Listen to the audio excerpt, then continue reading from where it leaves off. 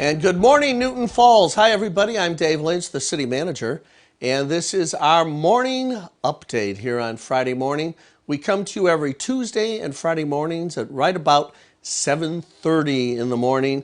We started these broadcasts to deal with the issues related to the pandemic, and we've kept them going even though we've flattened the curve somewhat, but please tune in for general information about what's happening in our community and with our businesses and other officials that can be providing information to us regarding these difficult times.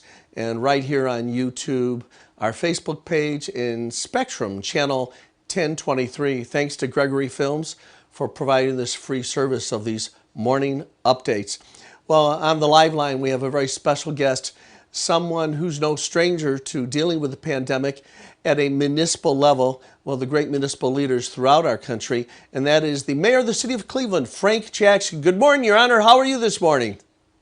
I'm doing good, Dave. How are you doing? Great, great. Thanks for coming on so early in the morning. Mayor, big cities have been unique places when it comes to dealing with the pandemic. What's your general view of how Cleveland is coping with it? Well, we're doing as best we can. We have, just like the rest of the state, we have our ebbs and flows, ups and downs, but we try to stay ahead of it, constant messaging of if you can, stay at home. If you're out, keep social distance, wear a mask, constantly wash your hands. And we've also taken some proactive measures once there was the reopening. Even though it was done gradually, it did allow for more contact between people, whether socially or business-wise. And as a result of that, we had a spike, so we had to take some proactive measures where there was large gatherings of people in close proximity, indoors, and things like that. So we're managing it as we go through. Sure, sure. Mayor, one of the things as a municipal official that we've dealt with in Newton Falls and all the municipal officials deal with is that's those folks that are complaining to municipal officials as if you're stomping on some kind of severe constitutional right as people wearing the masks. Have you had some pushback, and what kind of things have you been able to say to them to get them to calm down a little bit? Well, sometimes you just have to do what you have to do, yeah. And it's not going to please everyone. As you know, you've been in this position before, where we're forced to make decisions, and we make those decisions in a way that we believe is in the best interest of the community. Once we attempt to make decisions that are more in line with specific interest groups or ideologies, that's when things start going awry. Yeah. And so we make the decision, and we made a decision to have mandatory masks in Cleveland. Now, of course, we're not out as a police force attempting to enforce every little person who doesn't wear a mask. So we do concentrate our efforts where we believe the spread is more likely. And again, that's where you have large gatherings of people, close proximity indoors, and that's resulted in a business sense. It's around bars, restaurants, and clubs. And we set rules in place, and in general, people are following. There are people, businesses that would prefer it not be there, but we are in a pandemic, and so we do what we have to do. Now, in terms of the private gatherings, that becomes more difficult. Barbecues, sure. Gatherings at people's houses, and particularly with young people. You know, the spike now is between the age of 20 and 29, and then the second spike is, the second category is 29, 30 to 39. So between 20 and 40 is where we're having the biggest spike right now. Sure. Mayor, one of the things that municipal officials have grappled with is how to organize their workforce. Now, the city of Cleveland has a very a very broad spectrum of services, actually more services than most communities offer, the different departments you have. And yet the fact is that the city of Cleveland, in terms of delivery of services, hasn't shut down. You've still got services being No. delivered, but you've done things a little bit differently. Are there certain actions you've been able to take to make sure the services continue to flow to the residents? Well, you're correct that our bottom line is not profit. Our bottom line is service. So if we shut down service, we out of business. And so we have about 8,000 employees, and the question is, how do you manage that and provide that service in a way that is safe for the employees and for the public that they serve? One of the things that we do is when people report into their workplace, they take a temperature check, just a basic temperature check to see if anybody has a symptom, that one symptom of a fever, or if they demonstrate a cough or a cold or something like that, or there's other things that are identified through the course of the day, then they're not allowed to come to work, to stay at home, and things like that. But the basic services are there. Now, there are some that are substantially different, such as recreation. We have 22 recreation centers, and we closed them down. Now we reopened them, and in reopening them, we had to make some capital investments and how do we keep employees safe, and at the same time, some protocol for people who use the rec centers so that there's a certain behavior or distancing and temperature checks and all these other things. So it's not a robust rec centers. You would think of rec centers with competitive sports and activity. It's more of a controlled environment that is more instructional and is not as crowded, and the kids don't like it as much as they would if it was Sure. just completely wide open. So but the basic service, waste collection, public safety, airport, water, Cleveland Public Power, electric company, streets, those lot cutting, those things are pretty much going on as normal, with some rules around employees wearing masks when appropriate, not having to wear it when it's not appropriate, those kind of things. Sure. Mayor, this question will sound political, but it really isn't, because as a municipal official, so many of us have united, along with you and other officials from the Municipal League in Ohio, because Washington, I'm so frustrated when I see a senator in Washington say, well, you've got to shut down, but as far as dealing with the fact that we're depressing your income tax collections, you're on your own. And I almost feel, Mayor, that we as municipal officials have been punished for getting our citizens to comply with these important shutdown orders. And in the meantime, Washington says, whatever legislation we pass, as far as helping cities, you're on your own. I know some cities have gotten some money, including Cleveland, but have you felt some of this frustration as well there in the City Hall in Cleveland? Well, again, as you know, because you've been in this position and you're in it now, is that that at the local level, we just have the fallout of whatever decisions that are made at the state and federal level, and but we have to live with them, and we are the ones who it impacts, and you're right, it is. That's what happens when people get caught up in ideologies or in the politics of what they believe is a decision that would be in favor of one group or another group.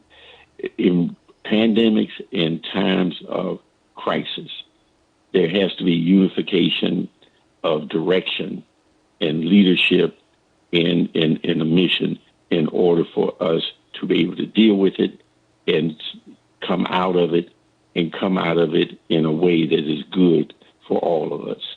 Yeah. which means we have to set aside our political parties, we have to set aside our ideologies, we have to set aside those things and work as a group. Now, there is the whole issue, but we're not a totalitarian government.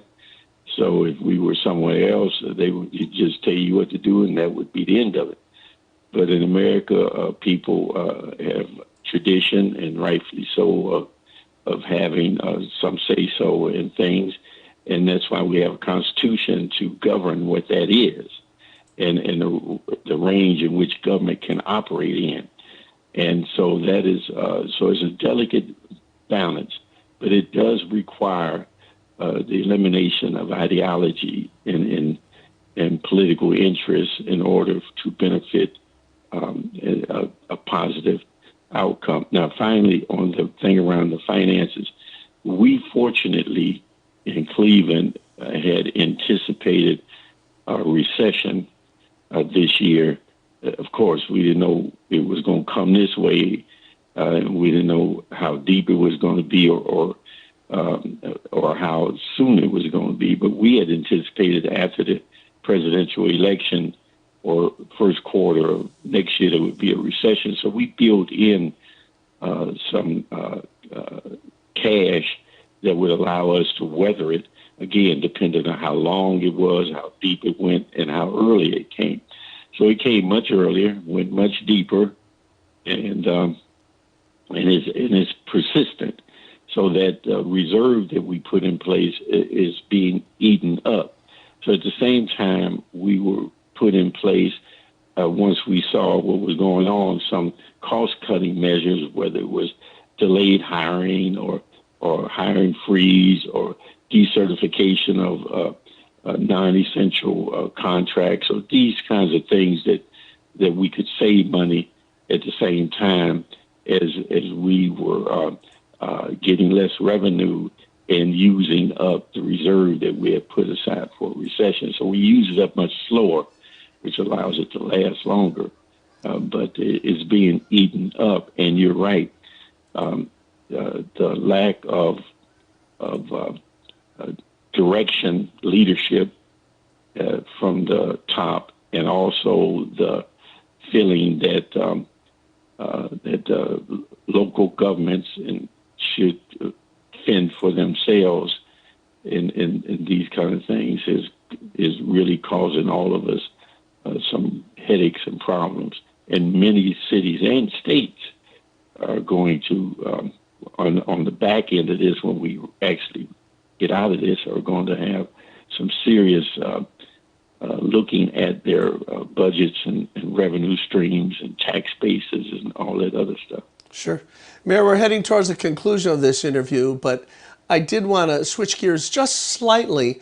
Over the last several weeks, last couple of months, America has seen a lot of unrest in big cities, and it's been prolonged, it's been persistent, it's been terribly destructive to a lot of downtown municipal areas. Cleveland had a little bit of that, and there was some over in Youngstown and some unrest, but generally speaking, Cleveland has not experienced this long-term unrest, periods of lack of safety in the municipal streets. Cleveland has really been a beacon of leadership during these tough times. I'm just wondering, what was your magic formula? How did you pull that off? Because you're a big city, but you haven't experienced this problem. Well, sometimes you just manage things. Sometimes you can lead things. Sometimes you manage things. Sometimes you follow, right? Sure. And the trick is knowing which one to do at what time, right?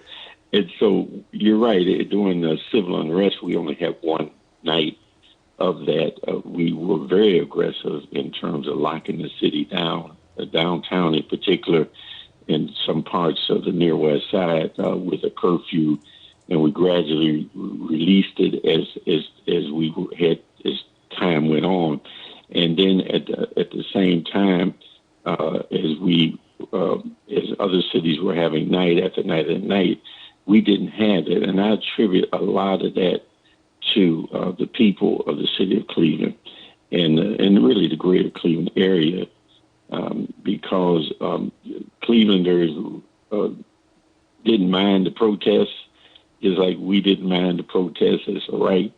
But people were pretty upset and indignant about the damage that was done. So after that first night, I give a lot of credit to the people of Cleveland, even those who demonstrated that one day but were not part of the destruction part. Give a lot of credit to them to say, no, we're just not going to do this.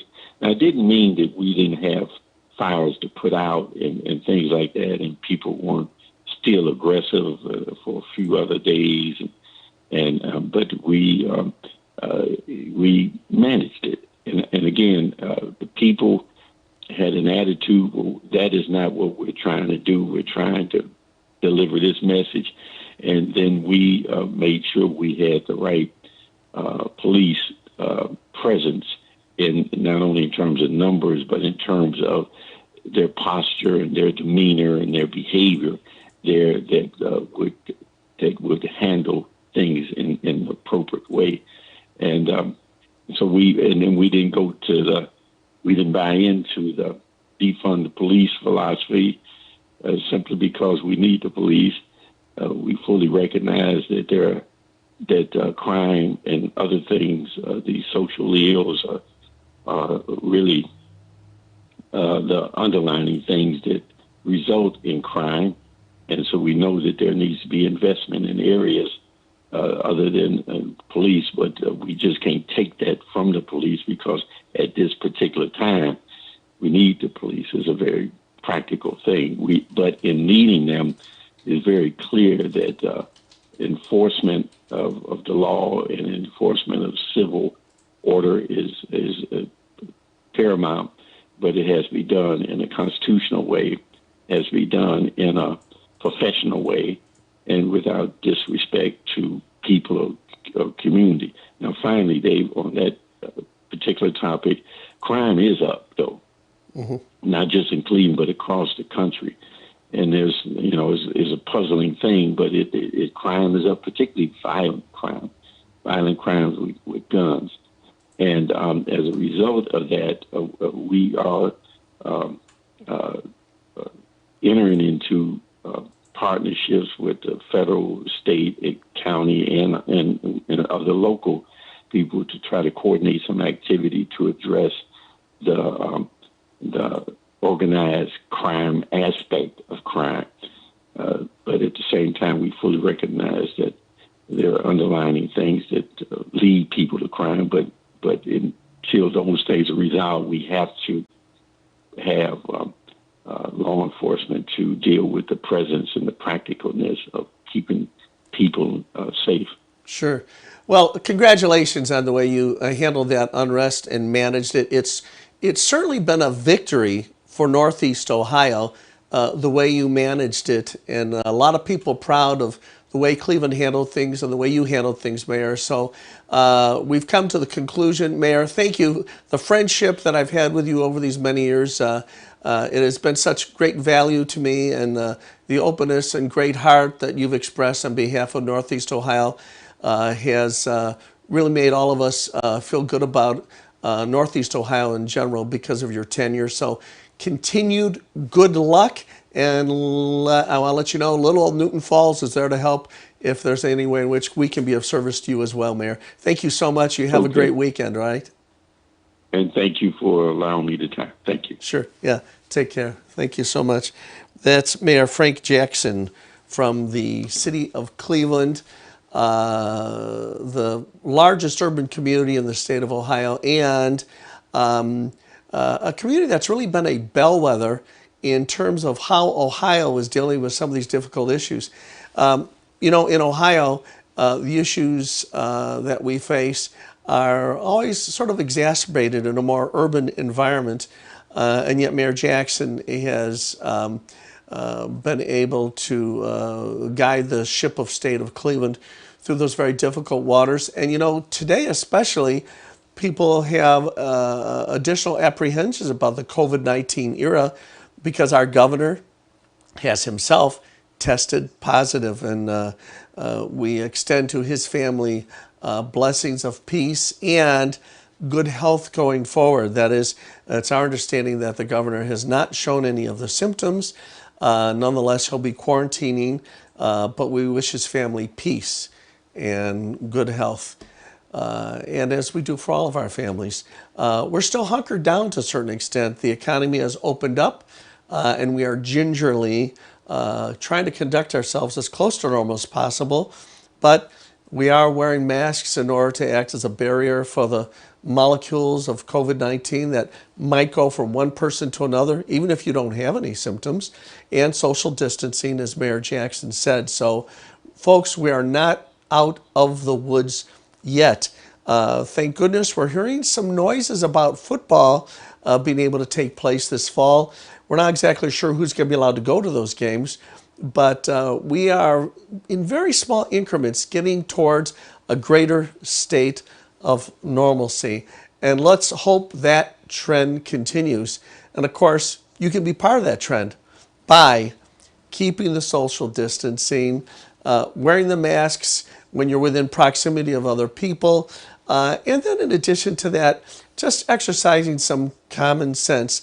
The moment you get inside the door in your home, wash your hands right away, and then do so frequently, especially when you're about to handle food, and exercise some of those protocols while you are at work too, for those of you that can get off to your workplace. Well, in any case, thank you so much for tuning in. We'll be back again on Tuesday.